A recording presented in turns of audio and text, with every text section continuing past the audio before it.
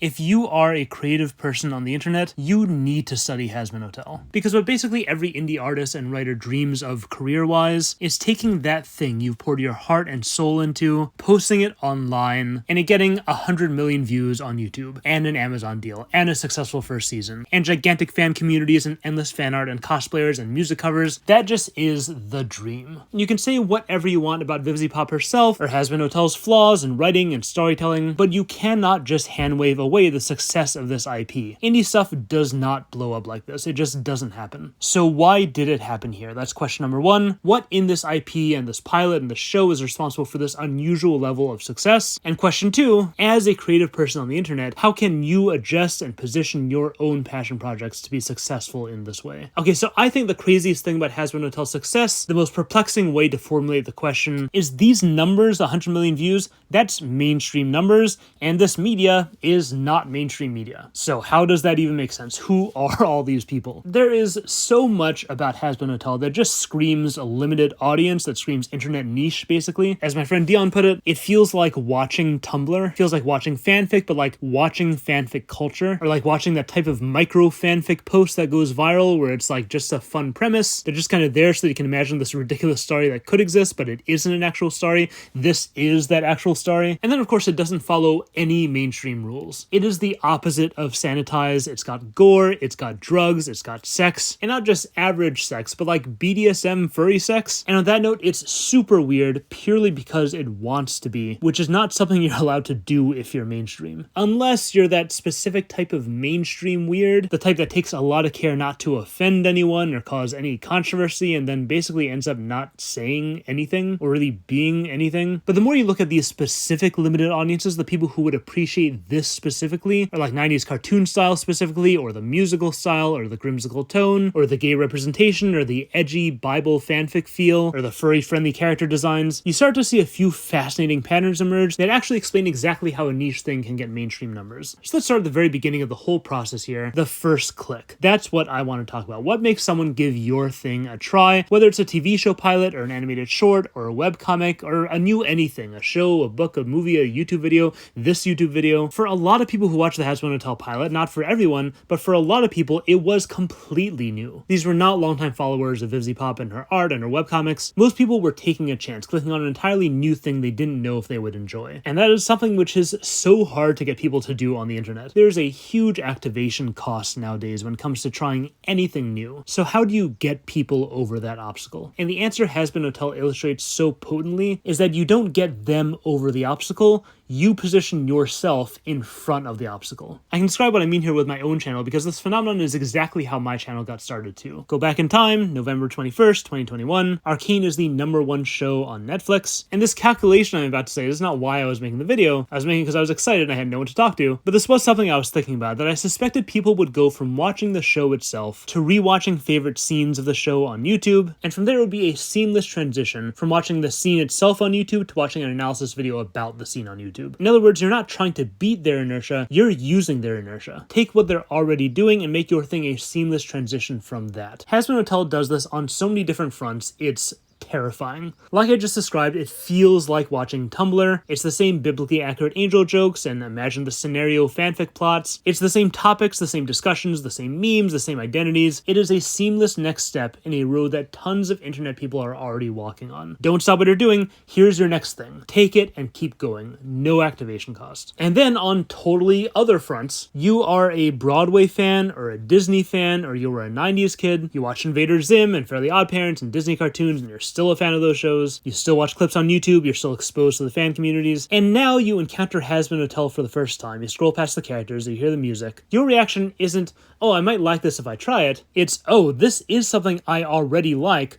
Why haven't I seen this yet? Why don't I know what this is? The animation isn't just 90s cartoon inspired, it's made to feel so similar to 90s cartoons that you actually assume it's some 90s cartoon that exists that you've never heard of. There's no should I give this a try, instead it's like, I gotta catch up. Again, putting itself in front of the activation cost obstacle. And then even on a more generic internet front, an equally puzzling thing about this 100 million number is that it's on a 30-minute video, and it's a long-form narrative fiction video. When have you ever seen that genre do well on YouTube ever? Literally no one goes goes to YouTube for that, but once again, that's not what this feels like. The way Hazbin Hotel is paced, it's just not the pacing of a TV show pilot at all. It is absolutely Mr. Beast era internet pacing for people with zero attention spans. It's endless rapid meme jokes, it's chaotic relatability, it's loose storytelling for people who consume media in shorts and TikToks. It is 30 minutes of it, but it's the exact same energy. Again, it's exactly what people are already watching on YouTube. It's actually fascinating. If you go back to early YouTube, there are more examples out there of this exact same mechanism. I have no idea if anyone who watches my channel has ever heard of this, but there's a YouTube video I love called Eagles Are Turning People into Horses, and it is a 15-minute short film from 2011 that got over 1 million views, which is absolutely viral numbers for 2011 YouTube. And you see this exact same phenomenon there as well. This was the college humor era where 2-minute comedy sketches were dominating the internet, and the guys from Britannic made a 15-minute short film that was paced like a 2-minute comedy sketch. And on the other front we talked about, The Guild is probably still one of the most successful web series ever. It came at a time when MMOs were hugely popular, and it was seamless to go from playing WoW to watching WoW content to watching a web series about WoW. And again, it was all the same people from internet gamer culture, it was all the same humor from internet gamer culture, close to zero activation cost. So the lesson here is understand the media consumption habits of your intended audience and demographics. Understand what media consumption is like on the platform or format you're publishing to, and have a plan for what might make your thing a more seamless transition from what these people already consume. Okay, there's one last expression of the seamlessness idea that's different enough from the others that I want to talk about it on its own. Take a moment and think about the anime fans in your life. Chances are you're thinking about one of two kinds of people. There's that friend who watches a lot of Dragon Ball Z or Attack on Titan or whatever particular series, and then there's that true weeb friend you have who somehow has watched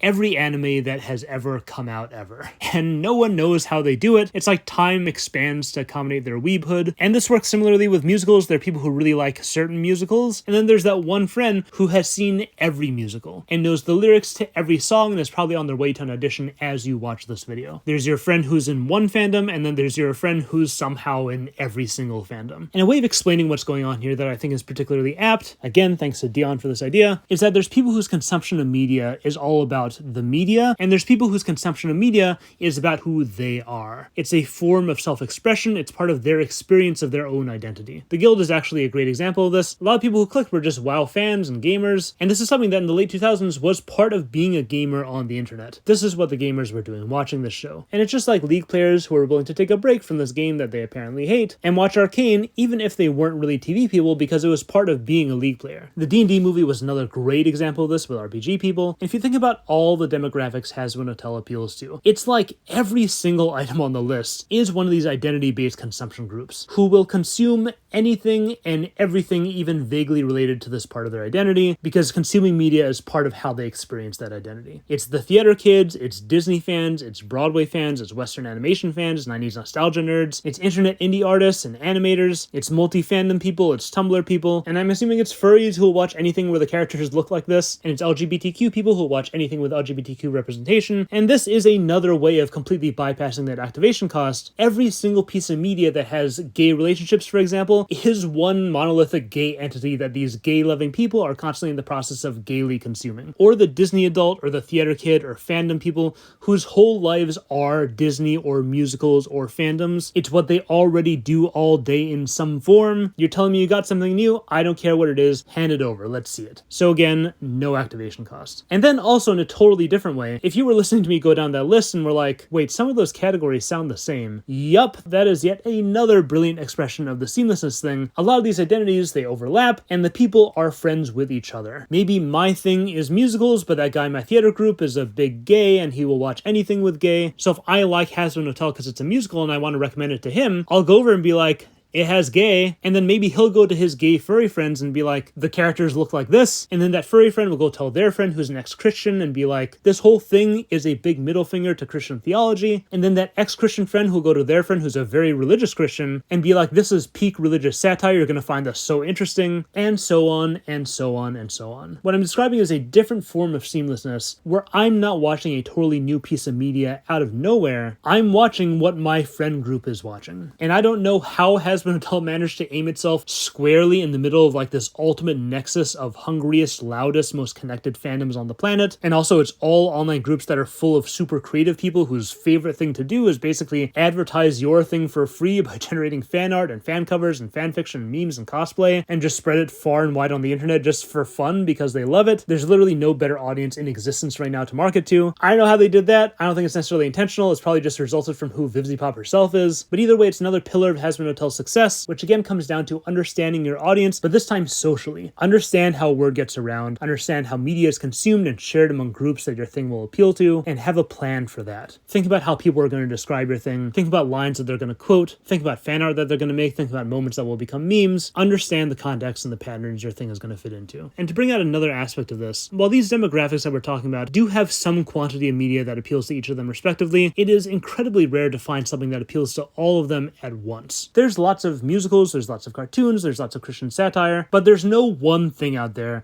that is a cartoon, musical, Christian satire that also has gay stuff and internet humor and 90s nostalgia and furry sex and a Broadway cast and neurodivergent characters, and the list goes on and on and on and on. It is a disgustingly attractive spot to be in as a TV pilot. A completely unique convergence of these passionate niches that gives it both wide appeal, but also there's nothing else like it. If you are someone who falls into more than one of these categories, this is the only piece of media that can scratch all those itches at once. Or if this is the makeup of your friend group, maybe you like musicals and your friend likes neurodivergent characters and your other friend likes 90s animation, this is the only thing that you can all geek out about together. That is the type of thing people with money will look at and go, there is nowhere else I would rather plant my gigantic bags of cash. What I'm looking at right now is perfection. And on the topic of people with obscenely large bags of cash, let's talk about quality. I don't like how simple the conversation usually is when it comes to quality. Like, yeah, obviously high quality animation and high quality songs are good. They're good because they're good. What more is there to say? Good stuff is good. But no, it's so much more nuanced than that. There's specific messages you can send with quality, and there's specific reactions you can prompt with quality. We already talked about this a little bit, but the experience of discovering Hazbin Hotel pre-Amazon show was just downright gaslighting. It was just bizarre. You'd be on social media and you would see art, or you'd hear audio on a TikTok, or you'd see cosplay, and you dig a little deeper and you discover, okay, it's this thing called Hazbin Hotel apparently. Maybe you'd see stills or clips or memes. So you dig some more, totally expecting to find this show that you apparently didn't know about, and it would just not be there. You would Google, where is Hazbin Hotel streaming? And nope, nothing. You look at the date on the pilot, 2019. Does that make any sense? How can this be the only thing that this is? And it has that big of a following? It just doesn't make sense. And you just wouldn't buy it. You'd be like, no, this thing has to exist. It has to be out already somewhere. If it's actually not out yet, then how is it not out yet? When is it coming out? Give me a date. When is reality going to catch up and make this thing that should be real already? That is a superpower of quality that Amazon saw. They could see the way the show works, the way the music sounds, the level of richness and personality and the character development in the world. FOMO, fear of missing out, is a gigantic draw to media, and now here's a show that can generate FOMO before it's even out somehow. People are already searching where is the streaming when it's not streaming yet anywhere. That's what makes Amazon go, take my money, please. But then also on an even more businessy, investy level, quality isn't just about communicating how skillful you are. When it comes to people evaluating your work as something to invest in, Amazon can hire skilled artists if they need to. That's not a big deal. But when quality communicates understanding and competence, like the people in charge here understand what a fully funded TV show looks like, and they can get there themselves without a studio holding their hand, and they can apparently get there without major studio money as well, that is something that really matters to higher-ups. There's no question of, okay, this has potential. What will it look like with actual professional funding? It already looks professional somehow. That's how competent these guys are. We are at the floor quality-wise, and it's already amazing. It can only get better from here. All of what we talked about up until now has been about stuff like positioning and presentation, but it's time for the real question: does it actually need to be good? And I'm going to be totally honest here. No, it doesn't. It does have to make people fall in love with it, but it doesn't need to be good. That's my opinion. And what I mean by that is there's a lot of ways, especially nowadays, to make people fall in love with a story that have nothing to do with how good it is. Representation is a big one. We already talked a bit about all these identities Hazbin Hotel addresses itself to. For a lot of people, a strong sense of this was made for me is more than enough to fall in love with a piece of media, and that's undoubtedly a huge reason people took to this show. I'm not going to go more into that. I think most people understand what's going on there. But what fascinates me about the story, or really what constitutes the experience of the story, has to do with the sentiment that I've been feeling more and more lately, that there's a world of difference between a piece of media that does one thing really, really, really well and a piece of media that does like 2 or 3 things really, really, really well. Specifically, I want to talk about a phenomenon I don't think I've heard anyone talk about in storytelling, but in gaming, it's this brilliant method I heard of dealing with power creep. And this is going to sound like a tangent. It's not. Bear with me for a bit. This is an idea I learned from Mark Rosewater, head designer of Magic the Gathering. I feel like I borrow from his Drive to Work podcast pretty regularly on this channel. It's amazing, highly recommend. But anyway, power creep. If you're unfamiliar, it's basically when you keep having to up the ante. It's this pressure to make things in your game more and more powerful in order to maintain excitement over the new product, new releases. And not only does all this new powerful stuff undermine old, less powerful stuff in the game, but it can only get so powerful before it becomes basically dumb and meaningless. But Mark Rosewater talked about a solution he calls the Escher staircase method, which references this, the famous Escher staircase drawing. In Magic the Gathering, if there's power creep in creatures, for example, the creatures are getting more and more powerful every set. What you do is you take a different element of the game that people love, spells, let's say, and you start making more and more powerful spells, and in the meantime, while you're doing that, you make the creatures weaker and weaker. You crank up the power level in one area while quietly cranking it down in another area. And no one notices because they're too busy getting all hyped up over the powerful stuff. And then, when spells are starting to get too powerful, you start making powerful creatures again. And they don't even need to be the most powerful creatures ever anymore, just more powerful than the weak creatures people have recently gotten used to. So no actual power creep for the creatures, but still the same high levels of hype. And then meanwhile, you quietly crank spell power level back down, and then repeat. If you've ever had a conversation with a diehard fan about the media they love more than anything, there's a good chance that conversation will go like this. Wow, the animation was so high quality, and oh my god, the music, can we talk about that? Okay, an Angel Dust episode, even just his character design, but the animation, the color work, and Loser Baby, and by the way, that song, the music in general in the show, by the way, oh my god. What you're hearing is the reaction to an Escher staircase. For stories that do like 3 things really, really, really well, as opposed to 1 thing really, really well, you get this phenomenon where every time the story hits a peak in one aspect, it can switch gears to another aspect and hit a peak there too, and then immediately switch again and hit a third peak. When the music is knocking our socks off, we don't realize that during that time we're putting our story socks back on, so to speak, and then we get a big story moment, those socks get knocked off, and the music socks slowly and quietly find their way back onto our feet again. And oh my god, I forgot about my animation socks, now they're flying off too, and now the music socks are going again, oh my god. When people do think about this juggling act, it's only from the business side of things. Like if you're investing in this random internet pilot, you can know that even if they can't quite get the story right, there's always the animation. And even if that falters at times, people are going to love the music, etc. And that's true, and that's a huge plus of having multiple major strengths, some more stable investment, but I never hear people talk about just how much this can strengthen the story experience itself. There's a potency to the story experience that's on an Escher staircase that just cannot be replicated by a story that only does one thing well. There's nothing like the feeling of your expectations being exceeded again and again and again. That is something that makes people not just like, but fall in love with a story. It's not the story meeting their expectations, it's continually and frequently exceeding expectations. And here it's not even really actually happening, it just feels like it's happening, but hey, that is all that matters. It feels amazing. So it's kind of a weird piece of advice, but I think it makes a lot of sense. Two-parter. First of all, put all your eggs in 2 or 3 baskets if you can. Make a media experience that's excellent in more than one category, and then stagger your moments of awesome from different categories to produce a feeling of continually exceeding the audience's expectations. Okay, another major topic I wanted to talk about with the storytelling is taboo. And this is something I actually totally misunderstood myself until one of my patrons' moms explained it beautifully in one of our group analysis calls, and what she did was reframe it in the context of other taboo media that also went viral in the same way among the same demographics. Let me play you what she said. I lived through that South Park thing, and I think a lot of it has to do with like taboo. There's hell, that's a taboo. And just like Madonna, taboo. Kids cling on to taboos. And I think that they're like, oh, I'm watching something I'm not supposed to. I'm going to send it to everybody.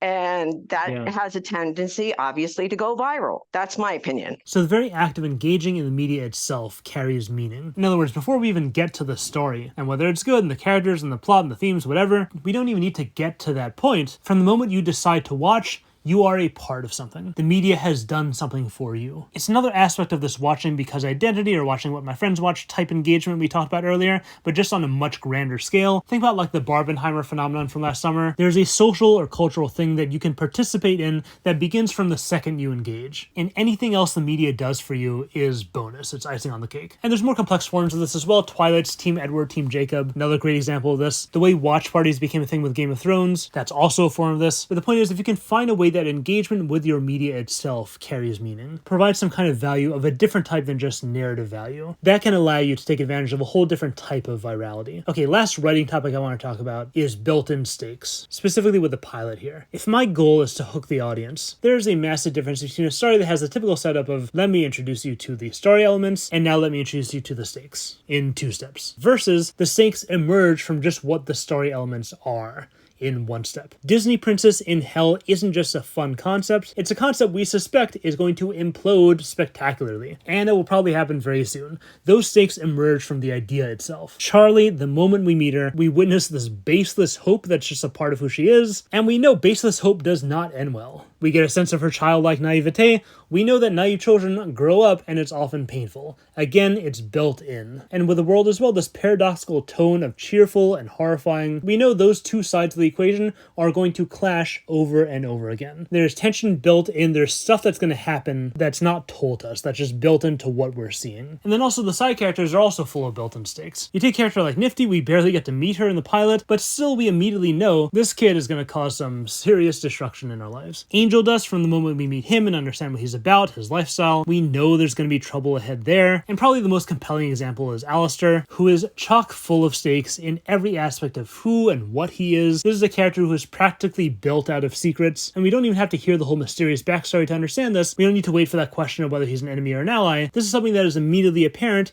in his voice, for example. His heavily filtered radio voice makes us feel rightly that this is a persona, and there's a real and different person behind this mask. This smile, no one smiles like that if they're not hiding something. We get that sense immediately. And the story even confirms this later when we hear him drop the filter on his voice in some scenes and we see the mask falter. All of this just goes to show how well VivziePop and her team understood what a pilot is, what it needs to be. The story of Hazbin Hotel's pilot, similar to what we mentioned before on an art level, treats itself as if the full show already exists. We're thrown into what's already going on, an already well-developed, well-lived-in world, characters that already have established goals and conflicts and relationships. And even though this is a self-contained episodic story, these 30 minutes are just non-stop opening doors. It's all about teasing what you'll get in the full show. Here are tons and tons of characters, more than the narrative can handle, but who cares? You're bound to be interested in at least one of them. Here's all these different relationships that are bound to develop and relationships that are referenced but not shown that we're curious about. Here's all these plots and subplots and potential plots. Here's multiple different sources of conflict, multiple different potential antagonists. Here are all these random opinions characters have about their situations, and random opinions about each other, and random questions that they'll ask about the world, all of which feel like they'll be elaborated on in future episodes. And then on a more structural level, here are different modes our story can exist in. We can do fast-paced plot stuff. We can do fast-paced action.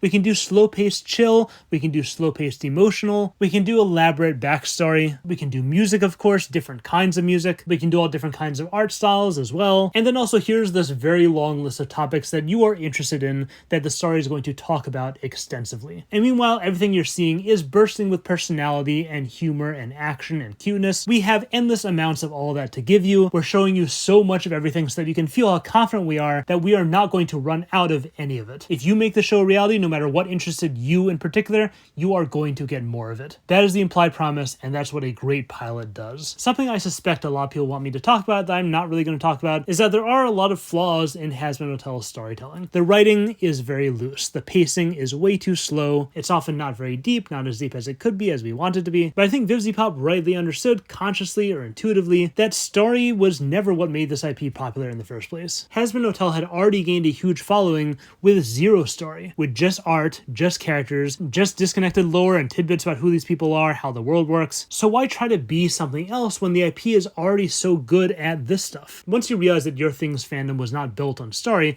that is opportunity. That frees up all the space for your story to do things most stories just don't have room for. You can sacrifice good storytelling for moments you know will hit big with your fandom community. You can jam in way more characters than the plot or the season should have. You can optimize dialogue for quotability, not story. You can shape the story around setting up songs you know will be meaningful and fun to make TikToks about. You can write plots that are more exciting to talk about than to watch unfold, because you know that's how this specific audience likes to consume its media. And you can call that flawed, you can bemoan the downfall of modern media, but kind of the grand thesis of this whole video is something that every creator, every artist, every writer, love this show or hate it, can 100% benefit from, which is that Hazbin Hotel Hotel's success comes from a deep and thorough understanding of its audience. It understands their identities and what those identities mean to them. It understands the overlap in their identities. It understands the friend group and their identities, and it knows what makes these people click on new media and has a plan for that. It understands their media consumption habits and has plans for that. It understands what these people want most out of media and molds itself around that. It understands the experience and emotional cycles involved in that media experience, and it acts accordingly. And also, it understands the industries that support the media its audience wants to consume, and how those industry people consume media, and what they look for and what they care about. It understands what a pilot is and how it will be experienced by its audience and by investors, and suggested all of its priorities specifically to achieve those goals as well. And yes, the music is fantastic, and the animation is fantastic, and Charlie is lovable, and Angel Dust is relatable, and Alistor is interesting, and Nifty is cute, and Husk is grumpy, and Serpentious is silly, and the lore and the world building is fresh, and the humor is funny, and the story works fine. Everything is fine, everything is fun, meaning it's obviously not just this stuff we talked about.